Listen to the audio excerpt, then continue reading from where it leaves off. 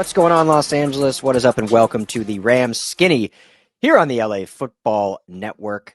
Excited to be with you. Hope everyone had a great weekend. The Combine is wrapped. I think we had a lot of good Combine coverage over here at the LA Football Network. A lot of it thanks to the guy to my right, Mr. Ryan Skinny T. Anderson. A lot of coverage there. Written form, we did obviously on our two podcasts last week, kind of went through some positions and some players to look at. So if you're interested in that, make sure to check out the past two episodes from last week.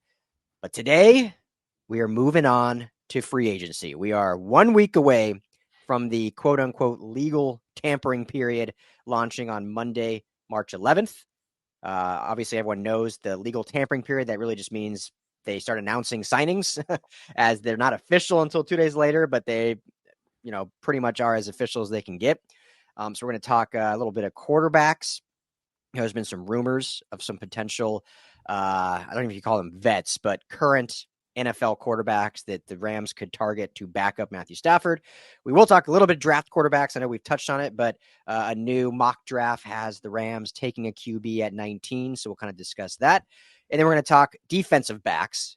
You look at this young secondary with cornerbacks and safeties, and obviously both Jordan Fuller and John Johnson are going to be free agents, so what the Rams do there. So we'll look at that, and then next week we will cover the remaining positions for free agencies. So a lot to get into throughout this whole week. We'll have lots of coverage on LAFBnetwork.com, but thank you all for hanging out with us. First and foremost, my man, Skinny T. What's up, my brother? How's the weekend? How you doing? Weekend was good, man. I was doing a little bit of hockey reading before we got on here.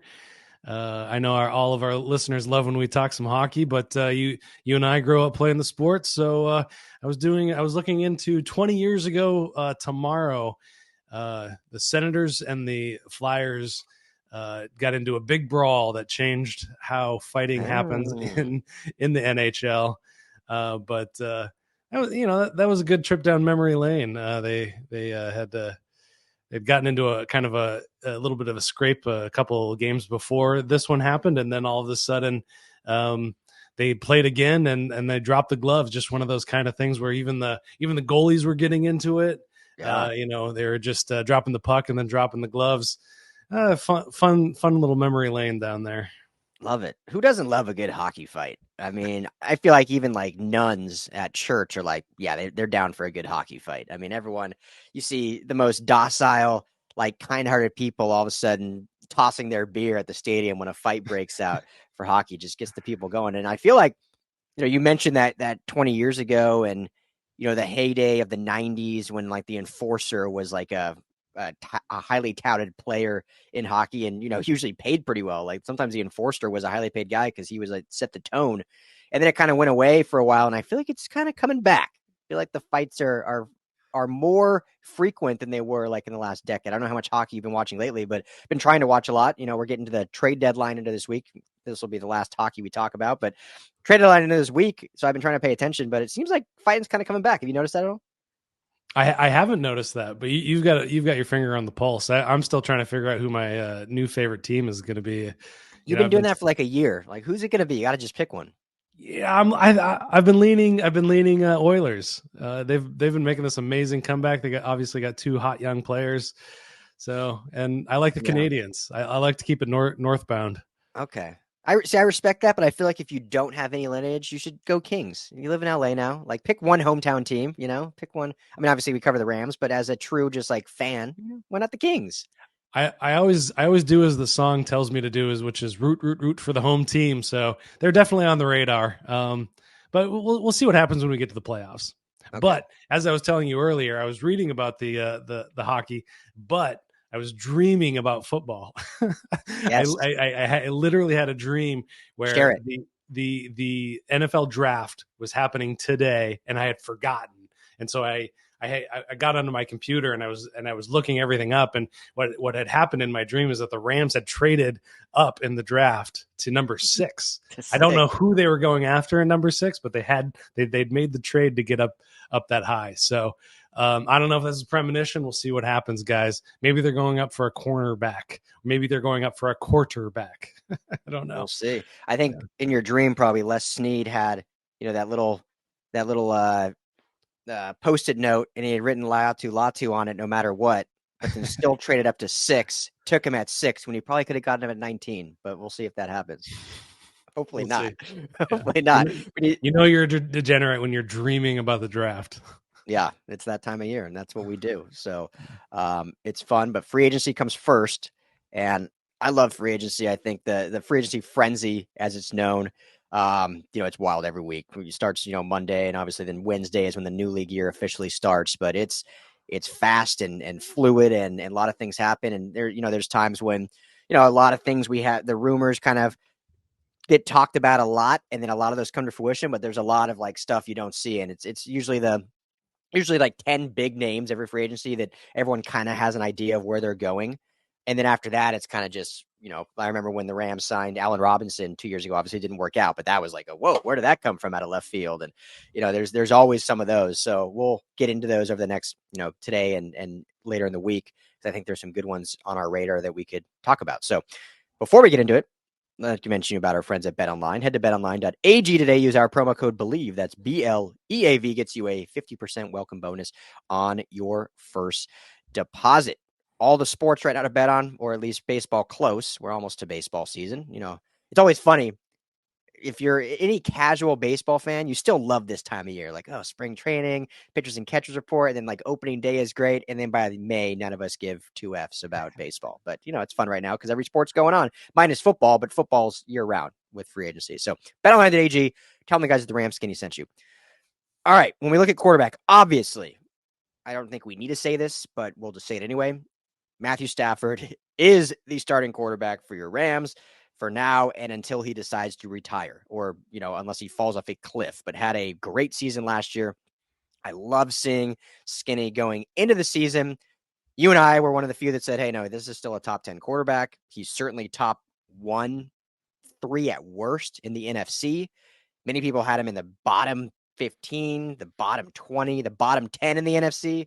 And now, after this season, everywhere almost unanimously has him as a top 10 quarterback once again. So rightfully taking his place as one of the top QBs. So as long as I think he is in that form and wants to keep playing, he will be the starter here, at least through his contract. So this is about the backup. Who's going to be the true backup? Carson Wentz came in. We can talk about him, obviously, but on your radar right now, kind of what's your thoughts that the Rams should do? Let me ask you this first before we even give names. Do you want to see the Rams target someone in free agency or the draft or both? Maybe they do a free agency vet and they draft someone in the mid rounds as kind of a future project. Kind of just what's your thoughts on that? Yeah, I'm leaning toward drafting somebody in later rounds or getting a guy that can go out there and win you a game, as I like to say. They tried to roll with Rippon last year. He played in the game that didn't work out, and then they immediately kind of went out and got Carson Wentz, as you were talking about. Yeah, so I mean, I think you got to get a guy that can confidently go get under center and just kind of get you through a game.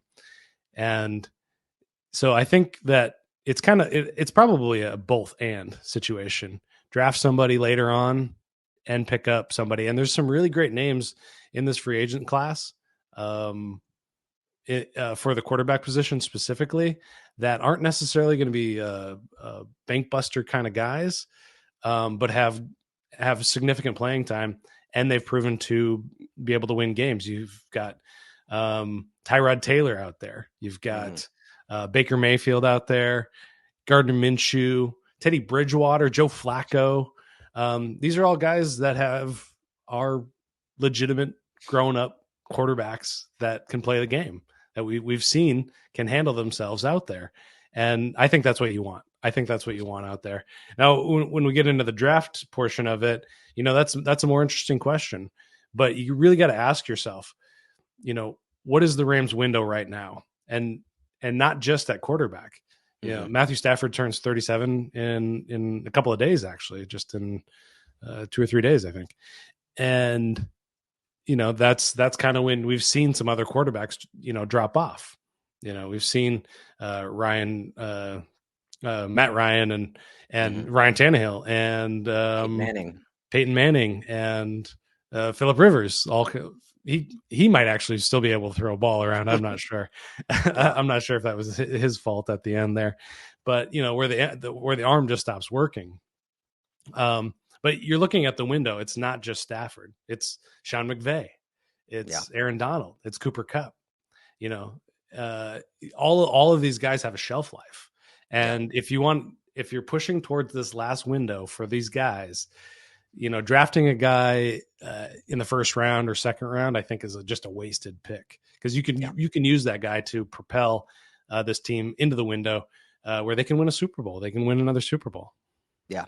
Yeah. We'll get to the draft in a minute, but I'll just say this. I wouldn't necessarily throw things at the TV if they go QB in the first, but I would not agree with it and would not like it. And I know there's some contingency that points like the Packers. Well, look, they've had a franchise quarterback now for 30 plus years going blah, blah, blah, blah, blah. They've also only won one Super Bowl, or I guess two, if you count the one Brett Favre Super Bowl, the one Aaron Rodgers Super Bowl. So it's not like when they were seeing that window close and getting, Jordan Love might be the next great quarterback, but that doesn't guarantee Super Bowls. And I think a lot of people, us included, do you get one more Super Bowl in this run? And maybe you have a couple down years at quarterback when Stafford retires, or do you say, oh well, we'll waste our run right now, but hey, we'll have a good successor once Stafford does decide to tie it up. But guess what? We're also losing Donald, Cup, everyone else you mentioned, so we're kind of restarting anyway. So I don't think it's the right time to do. Maybe next year if they have another a high first round pick somehow, like maybe that's the year. After, depending how this year goes, but this year specifically, I think it'd be much wiser. I still think draft someone later. We'll talk about that, but not that first round pick for a quarterback. When you look at these free agents now, and this is now what we can get into, Skinny T, about who we actually like, because you mentioned some names there. The ones that intrigue me for true backups, and this is more costs. The Rams right now, as it sit, have about 41 million in cap space, and so you don't want to. I think it's wise to spend some of that for a backup. As you mentioned, you don't want to have the Brett Rippon situation where, God forbid, something happens to Stafford, you're just at a loss. But obviously, a guy like Baker is commanding 30 to 35 million as a starter, so that's kind of out of the question. What is a Jameis Winston going to cost? Kind of a top end backup. That might be a little bit out of their price range in terms of what they're trying to do roster wise. But I think someone like a Tyrod Taylor is intriguing just because, 35 years old, been around the league. He can probably come in and win you some games if you need to. And I don't think he's going to cost a whole lot of money. Someone like a Sam Darnold. I know hasn't had a lot of success, but still only 27 years old. Obviously from LA, played at USC. Maybe that's a chance that he can kind of come in here and back up Stafford, be with a good organization. Drew Lock, hasn't had a ton of success, but, won some games last year with Seattle and had to come in. Still 28 years old. You can probably get him for cheap as well. The last one I'll toss out here. Well, two more. I would say potentially a Mason Rudolph, 29 years old. It doesn't move the needle for me for a backup. I mean, he's a serviceable backup. And then lastly, I think this is my favorite is just bring Carson Wentz back. A guy that came in that last week, has now been with the team for a little bit, and I think gives you upside of talent, arm talent, and size and all that stuff. But again, unless that one game put enough tape where some teams like, hey, this guy can maybe start for us, I don't think he's going to command a ton of money. But maybe more than, a Sam Darnold would. So who are the truly some guys that you would be like, I want this guy as a backup. I think this is a lot of upside for the Rams. And maybe even, not to get too optimistic, but maybe even a guy that, hey, if they're 27, 28, 29, 2 years from now, 3 years from now, maybe they take over starting. And it gives the Rams draft, even push that farther down the line. So I don't know. Who are you liking out of this? Are you talking Minshew Mania in LA? Is that what's going to happen? Yeah, okay. I didn't mention Minshew Mania because I think he's going to cost a lot more. I think he'll get some starting looks. A team like, well, Denver has no money now. They officially released Russell Wilson, but they have just no money to give a vet. But I think he basically gave the Colts a chance at the playoffs even after losing Anthony Richardson. So to me, even his backup price is going to be 10 million plus, in my opinion. And I think he'll get some looks at potentially starting. That's the only reason. Otherwise, he'd probably be my number one candidate. Yeah, and it's so hard to gauge the quarterback market. I like Tyrod Taylor a lot there. Another name I'd throw in there is Tyler Huntley. He's kind of a Bryce Perkins on steroids kind of a guy. Obviously, he hasn't proven that he can go in there and win the game, but he's got some interesting talent that he can bring to the table. I like Carson Wentz, and the question is has he paid it? Or has he played himself into a contract where he's competing for a starting role or pushing a younger quarterback? I keep thinking about a team like Carolina Panthers for him or something like that. Mm-hmm. That's a good But spot. you know, of the list, I think we've named all the guys. I think we've got an article on the site right now mentioning that maybe a Zach Wilson trade is kind of in the works, something like that. Yeah. Yeah. What's your thoughts on that? So I'll just ask you first. What's your thoughts on Zach Wilson? He's obviously still young. We know the arm talent. He just has been abysmal with the Jets. But what's your thoughts on that? Yeah, and I didn't even mention him. the question is why has he been so bad? Is he just a bad quarterback, or has it just been a bad situation? And over the last few years, it's just been a bad situation for him there. And before the coaching changes there, it was an even worse situation. So there's some intrigue there. I've never really liked his game, so it doesn't get me excited. But yeah, we've seen guys revitalize their career. I mean, Baker's a perfect example. I mean, not a perfect example because he had some success. He was in a bad situation, but he had some success there. And so maybe he finds a nice landing spot here in LA and a little bit better situation and learns a thing or two from Matthew Stafford. It doesn't excite me though. Yeah. Yeah, but I mean, the interesting, and we have the article, like you said, up on LAFB Network, so everyone can check that out. But it was Jeremy Fowler that suggested it from ESPN that the Rams are an intriguing option to pursue, and it would be a trade. He's not even a free agent, so a trade for him. What's interesting, correct me if I'm wrong, but to my knowledge, like Matt LaFleur or Mike LaFleur, Rams OC, and Zach Wilson had like a falling out in New York. Like it did not end well between the two of them. And so that to me makes no sense. I feel like Mike LaFleur would be like, nope, I want nothing to do with Zach Wilson. So they're going Mike White over Zach Wilson when he was the OC there. So yeah, I mean, yeah, unless they've mended things, and obviously Sean McVay is kind of the big cure all, the big band-aid for everything. But yeah, if he was a free agent, I'd be like, yeah, why not? He's young, former, second overall pick, similar to Carson Wentz. Like, why not? But to trade any kind of asset, even if it's a seventh rounder, like with the guys out there available, I see no reason to do it unless you truly believe he's a guy that at his age you can fix him and he can be a franchise guy when Stafford retires. I mean, who knows? I mean, maybe McVay thinks that, hey, this is a guy that he'll be. How old is Zach Wilson? What do you think? 25, 24? Yeah, something like that. He was pretty young coming out. He did go to BYU, which usually they're a lot older, but I think he was fairly young. But unless he thinks like, oh, here's a guy I can trade a seventh for, and 2 years from now, Stafford's got 3 years on his deal, 2 to 3 years, maybe we can groom him and he's like the guy at 28, 29 years old. I think that's a long shot, but maybe that's what Jeremy Fowler's thinking. Yeah, maybe. I don't know. Like I said, I've never been a fan of the game. I didn't think he was going to be a good quarterback coming out. And I'm rarely right. So I'll take this one as a win. Yes. But just kind of pivoting towards the draft, the two names. Sorry to cut you off. Just he is only 24, so he would be 26, 27. So the age is a good factor there. But anyway, go ahead. Yeah. Pivoting towards the draft, there's been a couple of names that have been dropped as possible 19th draft picks for the Rams. You're looking at JJ McCarthy maybe at that range. You're looking at Bo Nix maybe in that range. Do you think either one of those guys could be a potential future quarterback for the Rams? So JJ McCarthy, I mean, all indications from the combine is all of a sudden he may be now QB3 in this draft. There's people slating him at third overall pick. There's been chatter that Sean Payton and the Broncos love him. So even if he fell to 12, he would not make it past 12. The Broncos may be interested in moving up. The Raiders have interest, the Vikings. So McCarthy, I feel like it seems like based on chatter is a lock to go top 10. Whatever team it is, we'll see, but a lock to go top 10. Now, Bo Nix, and then the other name that I would throw out there is Michael Penix Jr., I think could absolutely be available at 19. There's a shot that could be available in the second. Either guy, I'm not a big Bo Nix guy. I would prefer Michael Penix Jr. over Bo Nix.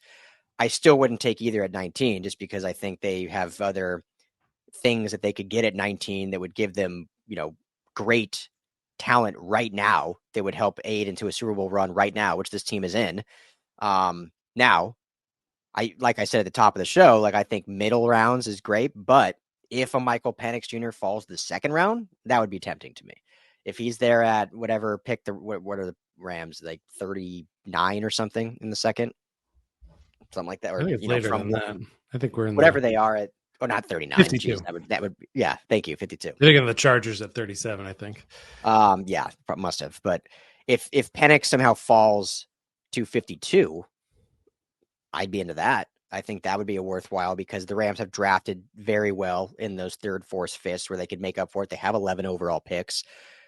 Michael Penix, a lot of people have talked about his injury history, if they feel good about that. But I mean, he's got, great arm talent. I think he fits very well in Sean McVay's system.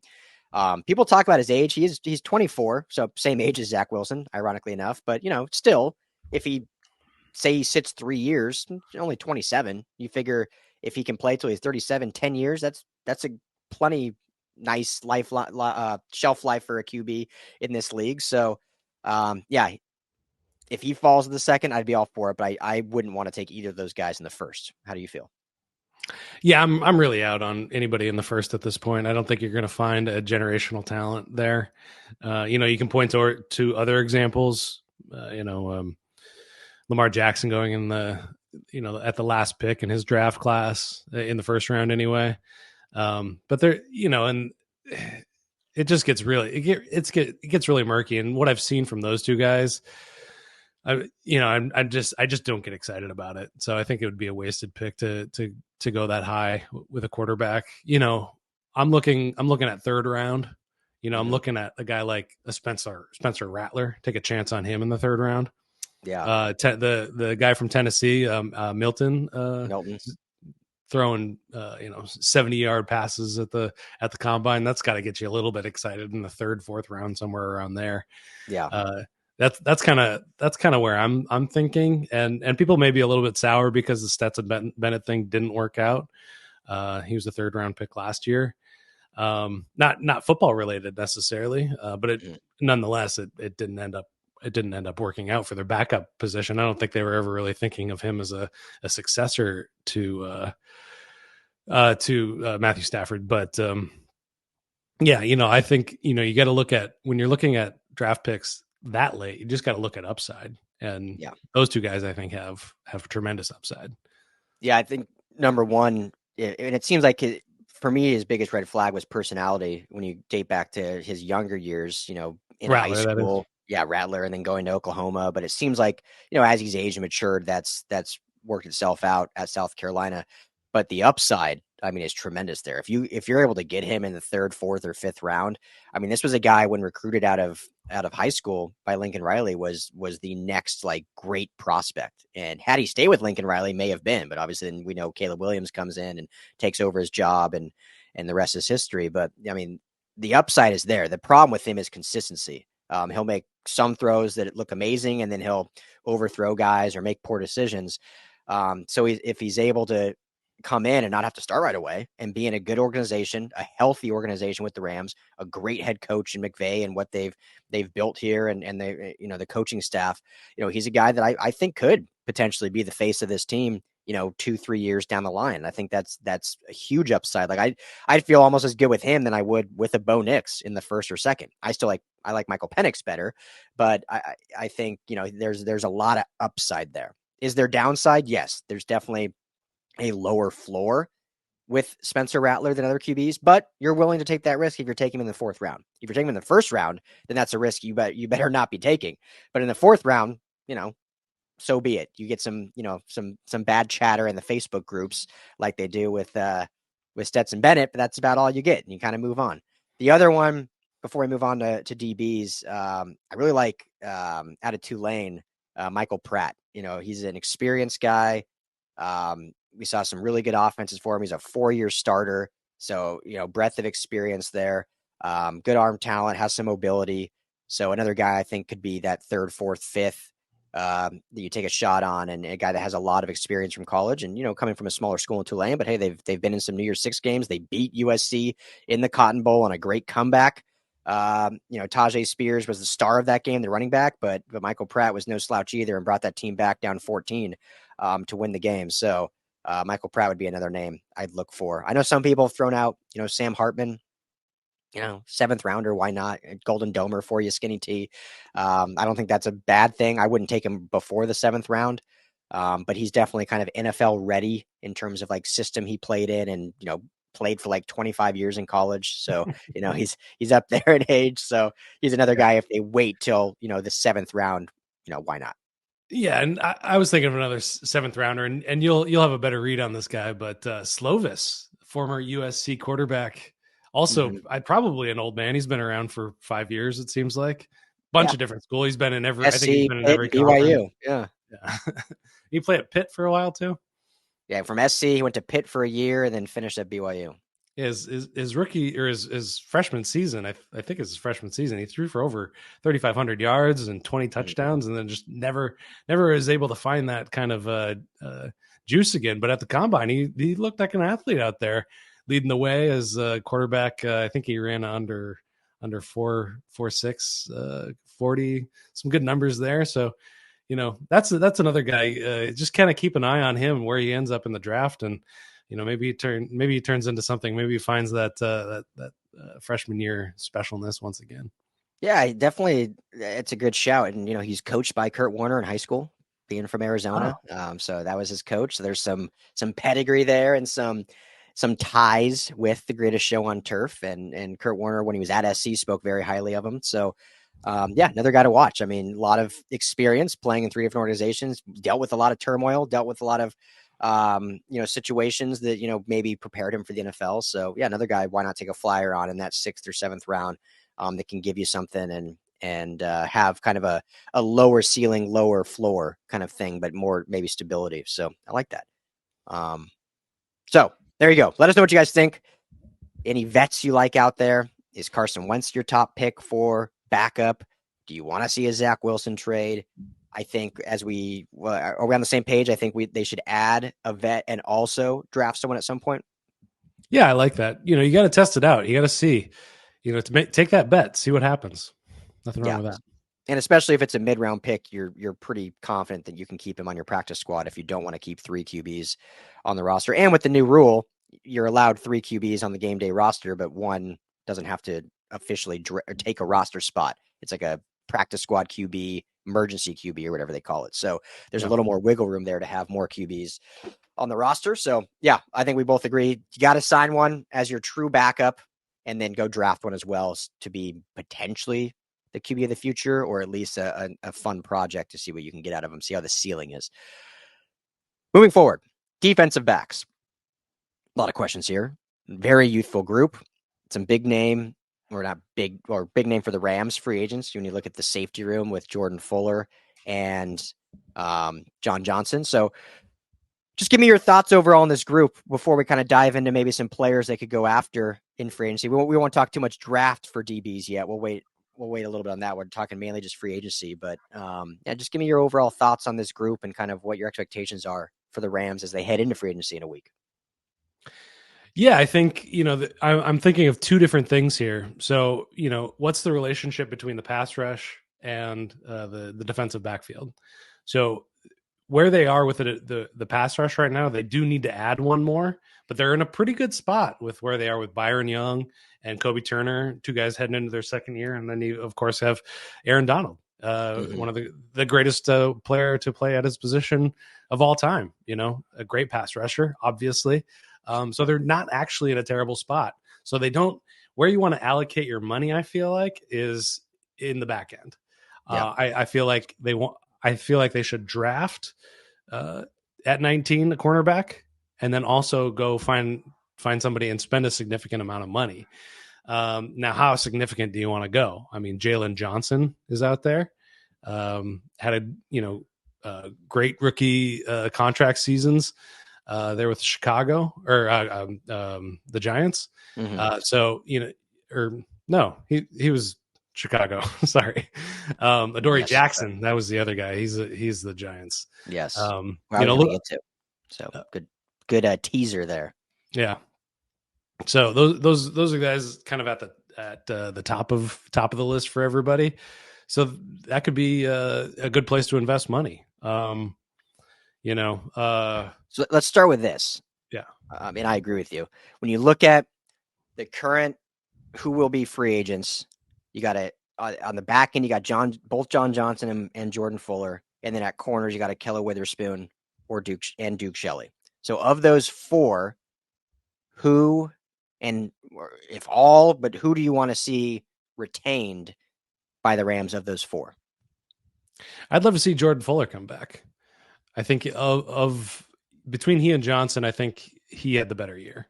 Mm-hmm. I think John Johnson had kind of an up and down year. So that's where I want to go. I think that Ahkello Witherspoon again kind of had a uneven year. I think he started off good, but then once they figured out that you just need one athlete to kind of beat him deep down the field, he was kind of a liability. Duke, I'm good with Duke. Bring him back. You're probably pretty cheap. Yeah, why not? Yeah, exactly. Yeah. No, I agree. I think Jordan Fuller, to me, is, not a, if we're looking at must re-signs, I think Kevin Dotson's kind of in that category. But I would put Jordan Fuller pretty close. He's been the green dot before for this defense. He's been a vocal leader for this defense. When you figure losing a guy like Raheem Morris as your DC, like you do want to have some continuity at every level with this defense and not totally change. So you have that obviously on the defensive front. You have that at linebacker with Ernest Jones. And so you want that on the back end. And obviously you have some youth back there. But I think Jordan Fuller's kind of been the staple since coming in. This will be going into his 5th season after, 4 years and his rookie contract expiring. So, yeah, I love to see that. I love John Johnson. I think he was a great vocal leader. But, yeah, if the price isn't right, I think they feel really good about both Russ Yeast and Quentin Lake, who kind of can play the other safety position. I know Quentin Lake played a little more nickel this year and kind of moved all over, to be honest. But I think they feel good about Russ Yeast and kind of if Jordan Fuller's kind of the main staple there. And I agree. I think Ahkello Witherspoon, again, if they can get him back for cheap, I think he's a serviceable enough. He had a really fine year here in LA, but it's not something they need to go spend money for when you look at kind of the list of who they got. So I would say, yeah, get Fuller back. It's going to cost probably a decent amount. Let's see. I wonder if Spotrac has his market. Do you have a guess of what his market would be, Jordan Fuller? I mean, he's not one of the flashiest guys out there, so I can't imagine He's not a household name. Yeah, for sure. I think he's going to be appreciated a lot more. I mean, you look at the changes that we're going through on the defensive side, and it's like, what exactly does Chris Shula like? And we don't know yet. What kind of defense is he going to run? We don't know that. Mm-hmm. We know that Staley really likes a guy like Jordan Fuller, but he's long gone. Yeah. And we know that the Rams have not paid safeties a second contract whatsoever, whether that's Taylor Rapp or John Johnson in his first stint. Yeah, exactly. And they brought him back on the cheap. So I don't believe Spotrac has a market value for him. I'm going to guess based on kind of where he stands. I feel like within the safety landscape and based on kind of the numbers, I'm going to guess he's going to be in that kind of 4 to 5 million average per year, which for the Rams I think is worth offering in that realm. Whether it's like a 3-year $15 million deal kind of thing. I could get behind that. Over the cap gives him a valuation of just about $6.5 million. Okay, so that's a big jump. Off. But yeah. But yeah, you're looking at 3 years 15 million or 3 years 22 million. So over the life of it, you do have a little bit more. In that 5 to 6 range, I think is fair. Like, would you give him 6, or do you think that's too rich? I mean, I like him a lot. I just don't. I don't see it. I just don't see the Rams pulling the trigger on this one, unfortunately. They've had great success drafting these guys. I think they're going to try to roll the dice again there. I don't know if they go, there's been news that John Johnson has been targeted, that they've been in talks with him, and maybe he's the cheaper one out of the two because, it's, the market will tell us exactly what he's worth, but I think he probably flew under the radar a little bit more than Jordan Fuller. Yeah. Yeah, I agree. And there's another name I'll throw out there, Micah Hyde from Buffalo, much older, a little longer in the tooth, 33, I think. But Spotrac has his market value at like 3.7 million per year. And he's got obviously some experience on that back end and has had some good years. Now, obviously he's on the back end of it. Um, I would probably take Jordan Fuller at 5 over that. But if Jordan Fuller's out there hoping to get 8, 9, 10, then you can bring a Micah Hyde in that add him to that youthful room, and then you add some experience there. Well, here's a name blast from the past. What about Terrell Burgess coming back? Yeah. See, he was one I never understood, Skinny. I loved him coming out of Utah, 3rd-round pick. Him and Jordan Fuller, both rookies that year. He was 3rd. Jordan Fuller was 6th. It seemed like Brandon Staley had some love for him. Like he was getting some playing time, got a little banged up. So then he, missed some time. And then the next year, in comes Raheem Morris, and he just never saw the light of day.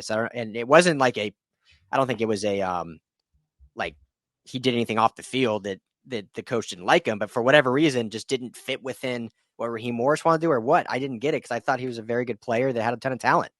Yeah. Yeah, absolutely. I feel the same way. So, it'll be interesting to see. This is where we're going to learn more about what Shula likes and where kind of what camp Shula was more in, on a guy like this. Taylor Rapp also, again, a free agent this year. Yeah, I don't think many Rams fans are dying for him to come back.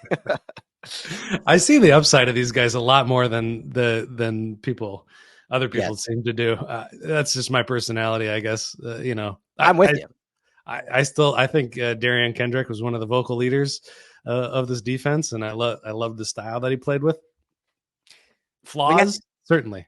Yeah. Well, yeah, you have to know what you're getting, right? Like if you expect Darian Kendrick to be, the lockdown, Darrell Revis Island, like you're never going to get that, and you're going to get frustrated. If you expect like, hey, this guy's going to make some bonehead plays, but he's also going to make some pretty spectacular plays, then you take the good with the bad.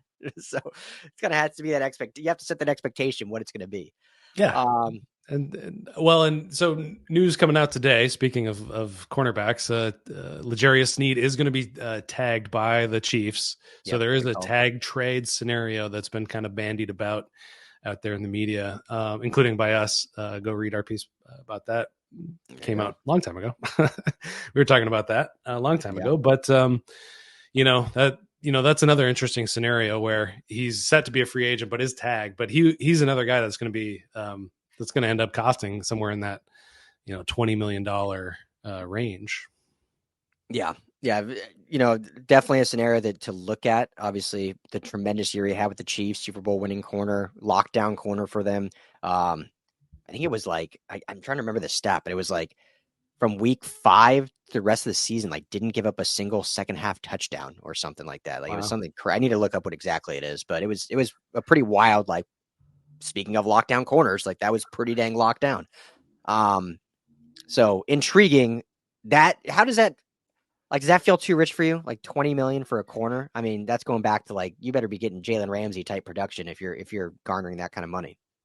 Yeah, and potentially that he's the kind of guy that offer that. And like I was saying at the top of this conversation is that's where I think they need to invest the money in, because I feel very good about the base that they've got going on. I do think they need to add another pass rusher. I'm not in the Brian Burns camp. I'm not in the Josh Allen camp. I'm more in my guy's Andrew Van Ginkel, you got to invest in that position. But you think about Leonard Floyd. They won a Super Bowl with Leonard Floyd. Obviously, you bring in Von Miller, so there's some calculus you got to do in there. But what you're trying to do is you're trying to get Aaron Donald home. You're not trying to be you're not trying to get Nick Bosa. You're trying to get Van Ginkel. You're trying to get a guy that's going to get 10 sacks. I think they're 10 sacks away from going deep into a playoff run. Yeah, exactly. So all that to say is they've got $40 million of cap space. You're going to save about 10 of that for the rookie class coming in from the draft. You they value the cornerback position. They paid Jalen Ramsey Mm-hmm. like $40 million over his years. So I Yeah. think that I would feel good, going after one of these top end guys there, and then finding a, a cheaper edge rusher. Yeah. Yeah. I mean, I'm trying to think of the exact contract, but it was like a 4 year, 80 something $1 million deal for Ramsey. It was 20 plus average per year. So they clearly value that if they believe the player enough. It's always tough, giving that contract when the guy hasn't played it down for you. So, getting a L'Jarius Sneed and then having to sign him to that big payday before ever playing it down in LA. But if they obviously seen enough from the Super Bowl winning season and how much he meant to that team, and they feel like he's a good fit, I kind of trust their judgment in that term, because that's one of the positions they have actually, done fairly well on in terms of trading. They've moved on quickly. They traded for, if you remember, Aqib Talib and Marcus Peters a while back, but they got good production out of him, and then they just moved on quickly, and then obviously brought in Jalen Ramsey, Kilo Witherspoon. Great production out of what they got out of him and what the expectations were. So another position. The last one I want to say, and we mentioned it loosely. Your thoughts on Adoree Jackson, though? Like, I'd love to see him back in LA. Obviously, a USC legend here. Anytime you can get a USC guy back or any LA guy back, I think it's great. I looked, Spotrac has him market value around that 11.3 million per season. So about half the cost of a L'Jarius Sneed. Still only 28 years old. So you figure you have at least one really good contract left, and then kind of corners start to take their downhill, at that 32 or so. Um, a little bit maybe even before that, but you've got 2 or 3 really potentially productive years, and he's not a top 5 corner, but for that 10 to 11 million range, I think he's a guy that not only provides you with a very solid starter guy with some veteran experience, but also a guy potentially that you can use in special teams. Obviously a great special teamer, not only in college but in the pros, so it gives you some versatility there as well. So what's your thoughts on the old Adoree Jackson? Yeah, I like that because going back all the way to the beginning of the conversation about quarterbacks, even we're looking at a 2-3 year window that they're trying to win another Super Bowl in. So he fits in that. I mean, even at his age, he fits into that time frame. It kind of just depends on how long of a contract he wants. Like you're saying, he's kind of reaching the tipping point, and this is going to be probably the last contract that he can really cash in on. So if he could very easily get priced out of that $11 million, the market can really push that up, I Yeah. feel like. But it's also his last chance to get on a Super Bowl winning team or a Super Bowl contending team. So that might be something that attracts him to this defense.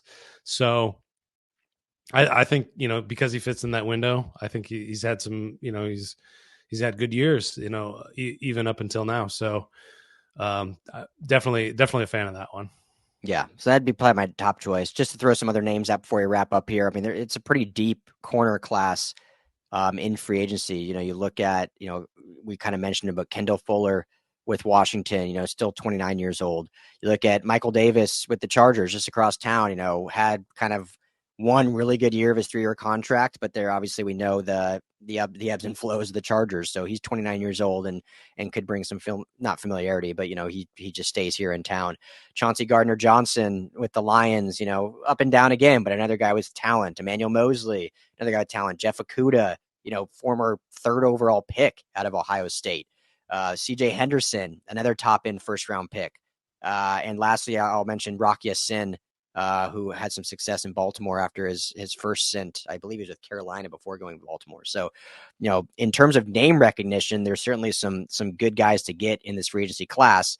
Again, it just depends how much you're willing to spend versus, what kind of production and the expectation is going to be for these guys. So we shall see. It's going to be certainly fascinating, but I would be shocked if they don't sign at least one of these defensive backs. I'm not saying one of these we mentioned, but don't sign at least one defensive back in free agency. Yeah, and it's been really interesting because the Rams haven't generally been big players in free agency, but this is the first time they've ever had a little bit of money in their pocket, a little bit of walking around money.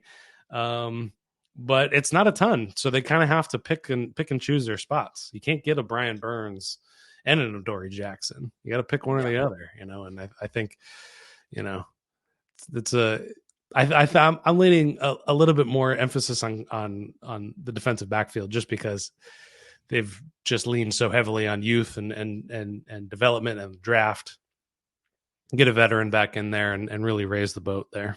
Yeah, I agree. And there was, what was it? I was going to say, so literally when you look at the cap space right now, allocating about 151 million to offense and only 57 million to defense. And of that 57, obviously a large chunk is to one player, the one Aaron Donald. So they're going to have to spend some on defense to keep up as a competitive unit.